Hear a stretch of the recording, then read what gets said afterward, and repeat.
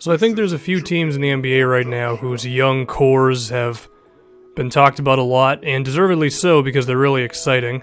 Of course, there's the Minnesota Timberwolves with Karl Anthony Towns as well as Andrew Wiggins, who it seems like Towns is going to be one of the best players in the league, and Wiggins is not going to be that far behind him.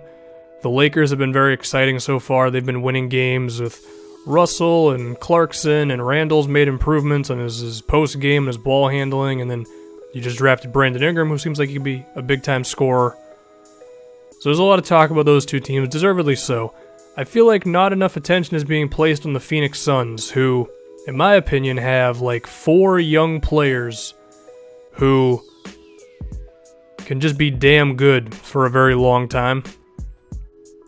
We start with Devin Booker, who is probably going to be one of the next big-time shooting guards in the NBA. And his calling card when he entered the NBA was his outside shot. And we saw him be really good from 3 his first 2 months of the season last year, but then the team had so many injuries that he was asked to be their primary option. And as a result, his percentages did dip. But being I think he was 19 years old, putting up 20 points in the NBA consistently, I don't give a damn if you're not doing it efficiently. To be able to do that at all is impressive. But what was really surprising with Booker is his ability to create, in that he's got a really good handle, and we saw in his rookie season his ability to beat guys off the dribble, play in the pick and roll, finish with close shots, floaters, and fallaways, and just shots at odd angles while still being able to finish at the basket. I mean, that's really damn good, and you knew that in his rookie season, once the injuries were no longer there and he actually had some guys who the other team had to care about, you knew the three-point shot was going to come back too. And it has up to this point in this season, especially the last couple of games. And I was watching the highlights of him against the Lakers, where I think he put up 35 plus points or something around there. And the thing with Booker is you can run any sort of play for this guy. You can run him off ball because of course he's a fantastic shooter. But that also means that he gives your ball handlers a lot of luxury because the defense can't leave him open at any time. So he has that sort of Ray Allen, Klay Thompson factor to him where if you leave him open, you're pretty much screwed. But then he can also really create as well. I remember a specific play in the Lakers game not too long ago where he ended up one-on-one with Brandon Ingram, and he just gave him a couple of in-between-the-legs dribbles to size him up, and then he hit him with a quick crossover, and then he finished at the rim. It's to be able to do that as a guard while still being as good of a shooter as he is, he's probably going to be among the top scorers in the NBA for a while. I don't see why he wouldn't be able to average 25 plus points for the Suns. The other interesting thing, though, is his passing. To go back to his rookie season, when the Suns had to put the ball in his hands and make him the primary guy, he was getting up to 4.5 assists per game over the last 2 months, I believe, which again is huge for a rookie to do in your rookie season. That was redundant, but don't worry about it. But also, not even as a point guard. And then also against the Lakers, if you see those highlights, they double-teamed him more than once, and he was able to stay calm, and he just hit the open guy for an easy basket or to continue the offense. So, I mean, if Devin Booker is a guy who can put the ball on the floor, beat you off the dribble, play in a pick and roll, get by his defender, finish at the rim, or finish with 10-foot floaters and stuff, and he's a great three-point shooter, and he's also a really good passer, how the hell are you going to stop that guy? He does literally everything well. So yeah, I think he's the Suns' top guy, and I think he will be for a while. Next up is TJ Warren, and I mentioned Devin Booker's one-on-one ability. TJ Warren has some great one-on-one ability as well. And TJ hasn't gotten a lot of talk over the past couple seasons. I think part of that is, one of it is due to injury. Another part of it is he just wasn't getting enough minutes for the Suns, but he was always an efficient scorer at 12, 13 per game. He's exploded now, man. He's up to 21 points, 47% from the field. Well, really 46. 38% from 3, so his outside shot has stepped up. And the thing with TJ is, he's always been a great cutter, and his just smarts for just being crafty inside. Not super athletic, but kind of has the Paul Pierce skill set of he uses his 6'8 frame. Pierce was 6'7, but you get it. To just hit shots over you, play one-on-one, hit some crafty inside shots, as well as draw contact and get to the free throw line because he attempts 5 free throws a game at the moment. And I mentioned to you how Devin Booker is so good at hitting shots at odd angles. That's pretty much TJ Warren's calling card. His ability to create an angle on him and his defender and then be able to exploit it for just a split second to hit a hook shot, whether it be with both hands or a leaning shot or whatever. You really have to watch him to see what I'm talking about. It's things like that that are just going to make him really hard to defend. And again, being that he's 6'8", he has the size to do it. Another thing I like about TJ is just his smarts overall as an offensive player. One thing he'll do sometimes is he'll just drive immediately off the catch instead of just sizing you up with dribbles. And I think it should be said for his ability to play in a big moment, because against the Trailblazers about a week ago, he was the driving force for the Suns coming back with a few minutes left and then winning the game in overtime. So having a guy who can create his own shot and then also be someone willing to take the big shots in the game, that's huge. And it once again reminds me of Paul Pierce when I look at TJ Warren. Now with all that, I do hope TJ can keep on progressing as a defensive player, as well as be a threat to make a play. He averages 1 assist right now. I'm not going to hold it over his head too much. He's 8 games into his breakout season. He's 23 years old. He has a lot of room to develop, but he definitely has to improve on areas outside of just scoring. But still, to have Devin Booker and TJ Warren, 2 guys who can hit from outside, but as well as play one-on-one, it'll make it really difficult to defend these two. They both can dribble, they both can shoot, they both can play in the pick and roll. They can play off of each other, basically. So if the Suns could find a system to where the defense has to defend both of these guys at the same time, look out. But I also think the Suns have 2 other young promising players, both of them big men, and they're both listed as power forwards, but I think you could play one of them at the center and one of them at the 4 and they'd be okay.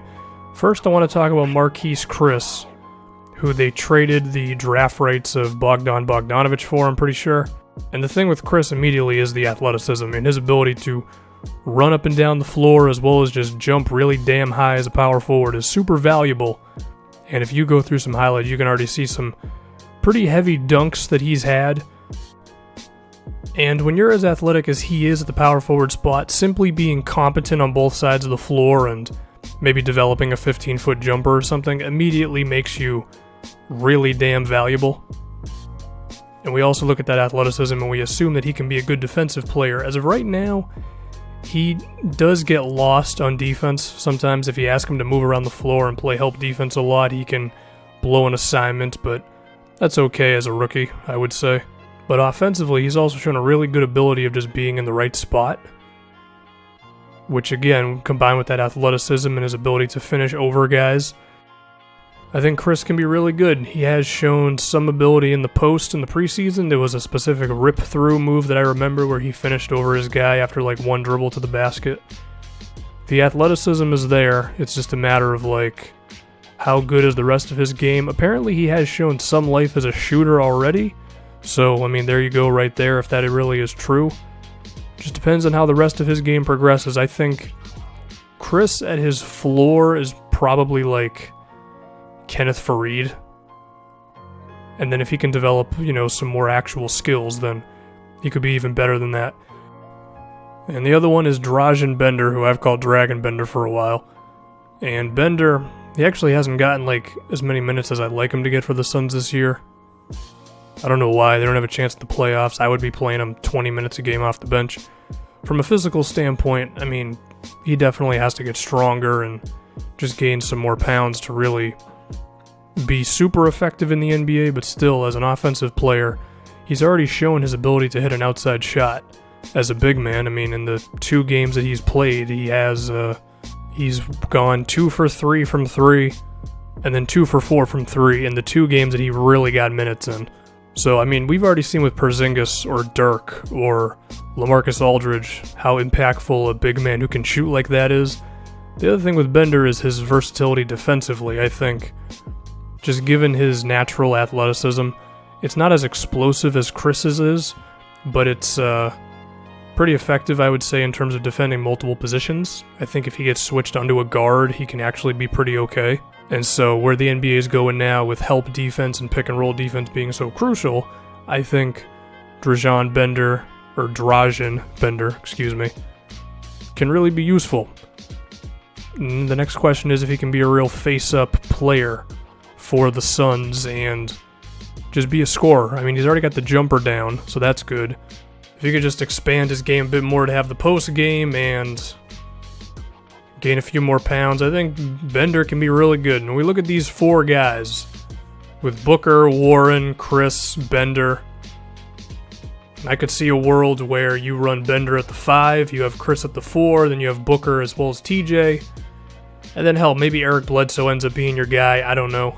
And I do think the potential of both Chris to be a pick and roll guy and Bender to be a pick and pop as well as roll guy, combined with the fact that Devin Booker and TJ Warren can both dribble, I think you know where I'm going with that one. Now the next thing the Suns have to think about is the center position, because they have Alex Len and Tyson Chandler. They're playing Tyson Chandler at the moment, who at one time was a defensive whiz and probably the best defensive player in the NBA. He was the driving force behind that Dallas Mavericks defense that made LeBron forget how to play basketball. But you're also not a playoff team this year, but they're still starting Tyson Chandler and playing him over Alex Len. I have to imagine it's because they want to show the rest of the league that Tyson Chandler can still play, so someone who wants to win right now will trade for him. Maybe a team like the Cavaliers to play him 20 minutes a game or something, I don't know. But I have to imagine Tyson Chandler's not the long-term option at the 5. That's, as of right now, it's Alex Len. And when we look at Len, I think he has potential to be a better Timofey Mozgov, like how he was for the Cavaliers a couple years ago, and in the sense of just being big, able to be a presence down low, kind of like Valanciunas. But Alex Len has also shown times where he's gone potato, and he has a real trouble with catching the ball. If you can't catch the ball, you really can't be a center in the NBA, so he's got to work on that, of course.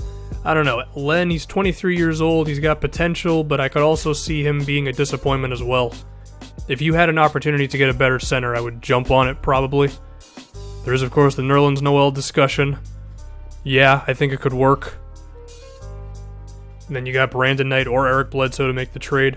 The fact is, I think Phoenix has a really exciting young roster. I think Devin Booker is a 25-plus point scorer in the NBA because he can do everything you want offensively, as well as be a nice playmaker.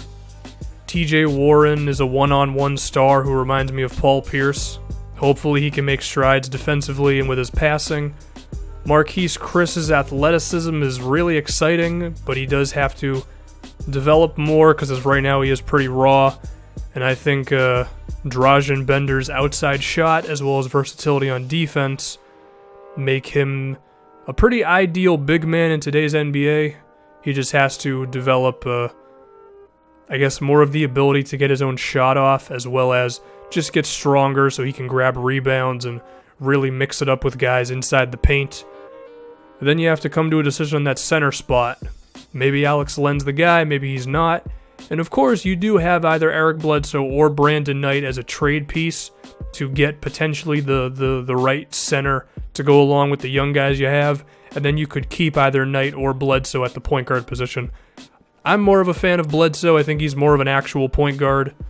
But who knows? I mean, you are looking at a young roster. Bledsoe has had injury history in the past.